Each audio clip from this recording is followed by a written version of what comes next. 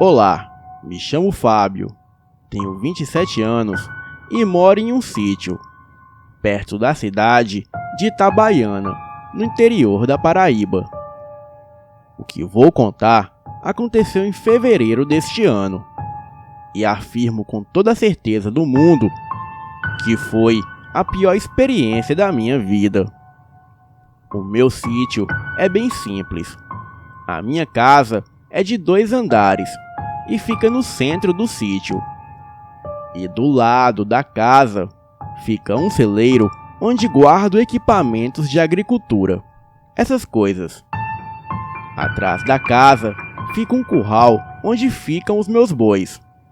E atrás do curral fica a minha plantação de legumes. E logo atrás da plantação tem um caminho estreito que leva para um rio da região. E do outro lado da casa tem uma garagem onde eu guardo meu carro. Bem, era um fim de tarde, como qualquer outro, e eu estava terminando de colocar os meus bois no curral, porque eles passam o dia todo no rio, pastando e bebendo água por lá. E foi quando eu vi um velho muito magro e peludo saindo do mato e vindo na minha direção. Eu fiquei um pouco assustado e segurei o meu facão com força, caso aquele velho tentasse algo contra mim. Assim que ele se aproximou, ele perguntou se eu tinha uns trocados para dar para ele. E eu falei que não tinha. E realmente eu não tinha. Aquele velho ficou enfurecido e disse que iria voltar. Ele foi embora pelo caminho que levava para o rio da região, me chamando de todo tipo de palavrão. Bem, eu terminei de colocar os bois para dentro e entrei em casa. Eram por volta de 1 da manhã. E eu estava no segundo andar do meu quarto, assistindo filmes na TV. O filme estava muito bom. E foi aí que eu escutei um barulho estranho. Era como se alguém tentasse abrir a porta da frente da casa, girando a maçaneta. Eu dei uma pausa no filme e desci lá embaixo para ver o que era aquilo. Desci as escadas sem fazer barulho. Eu não estava com medo, porque a minha casa é toda gradeada. E assim que cheguei na porta, a maçaneta já havia parado de girar. Então, verifiquei se estava tudo trancado e voltei para o meu quarto. E foi aí que começou o verdadeiro terror. Comecei a escutar rosnados lá na porta da frente e algo balançando a grade com força. E foi aí que escutei o barulho mais assustador da minha vida. A grade da porta da frente foi arrancada e em seguida algo se jogou contra a porta. E para minha infelicidade, a porta foi derrubada. Eu corri para as escadas e olhei lá embaixo. E foi quando eu vi um cachorro negro de uns 2 metros de altura, todo peludo e forte, bem na minha sala. E com um susto, derrubei o copo de refrigerante que eu estava na mão. E foi aí que aquela criatura olhou para mim. Os olhos daquela coisa eram amarelos e penetrantes, como de gatos. Eu saí correndo e só havia uma saída: chegar no meu carro, que graças a Deus não estava na garagem, e sim na frente de casa. E as chaves do carro estavam penduradas na parede ao meu lado. Corri e peguei as chaves do carro. E em seguida fui em direção à laje, pois eu estava no segundo andar. E precisava me arriscar em pular do segundo andar para chegar até o carro. Assim que cheguei na janela, me posicionei para fora. E antes de pular, eu vi a criatura já no andar de cima, olhando diretamente para mim. Aquela coisa rosnou e veio com tudo na minha direção. Eu pulei e nem liguei com a dor que senti nos pés. Corri para o carro e já entrei ligando ele. Antes de partir, olhei para trás e vi a criatura pulando também. E assim que a criatura já estava lá embaixo, aquela coisa veio correndo na minha direção. Eu acelerei o carro e saí cantando o pneu. Assim que alcancei a estrada, estava a uns 150 por hora. E eu juro por Deus que aquela criatura estava quase me alcançando. Mas graças a Deus eu consegui chegar na cidade. E pelo retrovisor eu pude ver a criatura parar no meio da estrada e ficar olhando eu ir embora. Aquela coisa estava parada rosnando no meio da estrada. Depois deste acontecimento, eu vendi o meu sítio e todos os meus bois e vim morar na cidade. Hoje, quem mora lá é uma família de agricultores e eu rezo todos os dias para que nada aconteça com eles. Boa noite.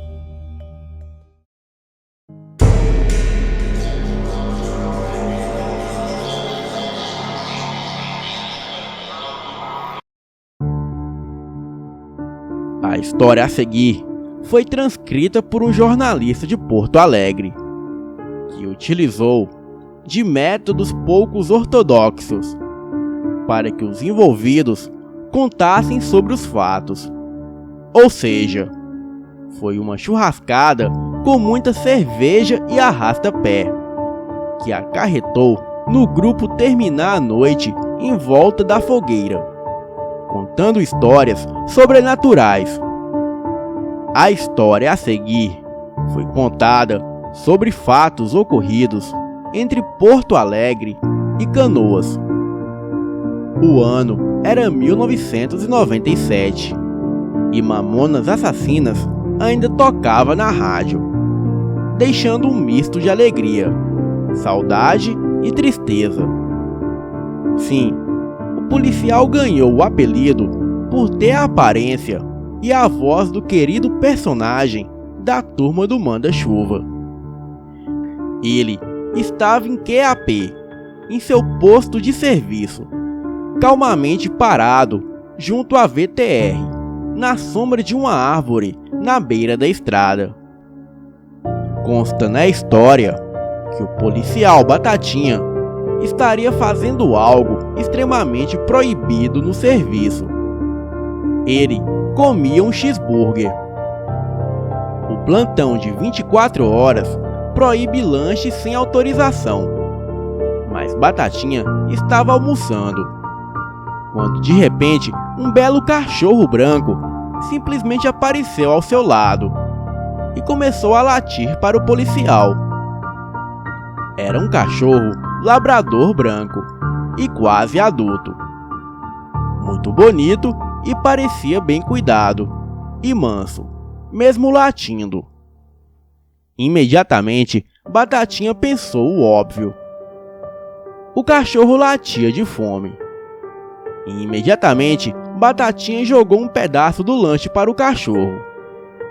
E mesmo assim, o cachorro continuava latindo, ignorando a comida.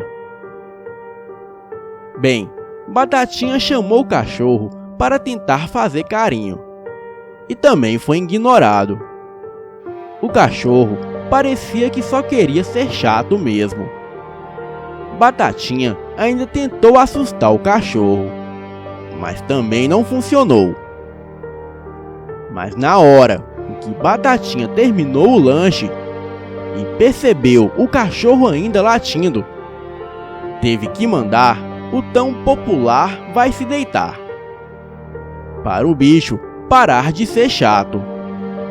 Por um momento, o cachorro até mesmo parou de latir, e dessa vez apelou para um golpe baixo. ficou olhando Batatinha com cara de pidão. Nada pior que um cachorro pedinte. Foi um momento de silêncio torturante com o cachorro com cara de pidão. O cão queria alguma coisa. Batatinha então começou a olhar para o outro lado, ignorando o cachorro. E foi quando o cachorro começou a chorar. Primeiro chorando baixo, e aos poucos foi chorando mais alto. Quando Batatinha se virou de novo para o cachorro, Batatinha percebeu uma fumaça preta de incêndio no céu. Ele entrou rápido na VTR e passou a informação para a central, e foi direto ao local. O cachorro também tentou acompanhar o Batatinha, correndo a uns metros ao lado da VTR, até ficar para trás. Foi quase 1 quilômetro de distância, até Batatinha perceber que não estava achando o incêndio. Havia a fumaça preta no ar, mas não tinha nada de incêndio, nem em casa ou em veículo.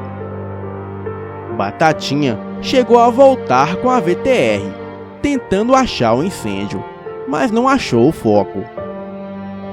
E foi quando olhou para o lado da estrada e viu o improvável. O cachorro branco estava parado na beira da estrada, latindo e chamando o policial. Era isso, o cachorro sabia do incêndio e estava chamando a atenção do policial. Batatinha saiu da VTR e seguiu o cachorro entrando no mato. A uns metros dentro do mato, Batatinha achou um veículo que perdeu o controle e adentrou na mata, onde ninguém o encontraria até ser tarde demais. Mesmo pegando fogo, Batatinha arrombou uma das portas e gastou o seu extintor de pó químico seco e conseguiu tirar do carro uma família que precisava de ajuda médica com urgência. O motorista, por exemplo, bateu forte a cabeça contra o volante e quebrou vários ossos do rosto. A esposa também se machucou muito, quebrando um braço e um pé. O bebê estava chorando no banco de trás. E no carro havia sangue, fogo e pessoas precisando de ajuda. Bombeiros e ambulâncias chegaram ao local, guiado exatamente pelo cachorro branco que virou ponto de referência. E quando a situação foi controlada, misteriosamente o cachorro branco desapareceu. Mais tarde, Batatinha perguntou pelo cachorro: "Vocês não viram o cachorro?" "Qual cachorro? O Cripto?" perguntaram os bombeiros. "Cripto?" "Sim, a gente chama ele de Cripto." E daí os bombeiros foram explicando. O cachorro labrador branco é um velho conhecido dos serviços de emergência de Grande Porto Alegre. Ele aparece chamando as pessoas quando alguém está em perigo. Ele também já ajudou em resgate, ajudou em acidente de carro como o de hoje, e também já chamou um bombeiro para atender uma mulher em trabalho de parto. E daí a gente chama ele de Cripto, o supercão do super-homem, que também é um labrador branco. Uma das histórias do labrador branco foi quando ele ajudou a brigada militar a entrar no mato próximo a Esteio para localizar uma vítima de sequestro em 1992. Outra história conta de quando ele ajudou um menino perdido a sair do mato depois de 2 noites frias. O cão aparece, late, chama ajuda e depois que está tudo bem, ele volta para casa. "Quer dizer que esse cachorro tem casa e dono?" perguntou Batatinha. Tem 3. Uma história conta que é só coincidência. Outra conta que ele pertence a uma casa aqui perto e é bem treinado. E a última história que contam é que ele era o companheiro de um caminhoneiro chamado Edgar. E qual a história do Edgar? Perguntou Batatinha. A história do Edgar era que ele era caminhoneiro e levava o cachorro com ele como companheiro de viagem.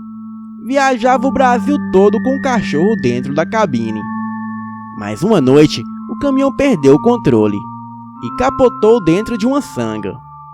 Edgar ficou preso nas ferragens e o cachorro não saiu de perto dele. Passaram 3 dias esperando socorro e quando Edgar morreu, o cachorro não saiu de perto e morreu 2 dias depois, de ferimentos e tristeza. Isso significa que o cachorro é um fantasma? Perguntou Batatinha. Os bombeiros se olharam e responderam calmamente. Digamos que o Krypto está mais para um anjo de 4 patas. Boa noite.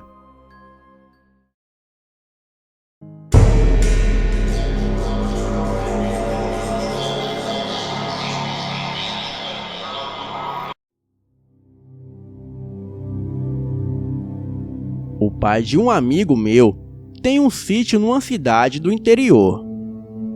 Cerca de 3 anos atrás, quando estava de férias da faculdade, o meu amigo e o seu primo resolveram ir passar um dia nesse sítio, já que eles estavam na cidade e não havia nada melhor para fazer. Chegaram ao sítio por volta do meio-dia. E a primeira coisa que fizeram foi colocarem os seus calções de banho e ir para um açude que havia no local. Era época de chuva e o pai do meu amigo tinha fincado um tronco enorme bem no meio do açude para medir a profundidade e o aumento do nível da água. O meu amigo e o primo começaram a nadar até onde estava o tronco e a brincar ao redor. E de repente começaram a conversar e a nadar e a brincar com várias pessoas, a maioria mulheres, e todos estavam dentro da água. Eles viam claramente as pessoas e falavam com elas, e tudo parecia normal. E de um momento para o outro, tudo desapareceu. E eles caíram na real, que não poderia haver ninguém ali. Os dois ficaram atônitos, sem entender nada. O que mais me impressiona neste relato é que tanto meu amigo como o primo dele viram as mesmas coisas e tiveram as mesmas sensações. E eles dizem que naquele momento sentiram-se como se estivessem no sonho ou numa realidade paralela, onde as coisas mais absurdas não causam estranhezas e não fazem você se questionar sobre nada. E só quando caíram na real é que tiveram noção do que tinha acontecido.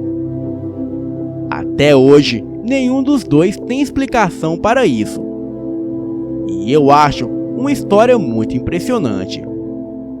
Será que eles estavam em 7 além? Acho que nunca vou saber. Boa noite.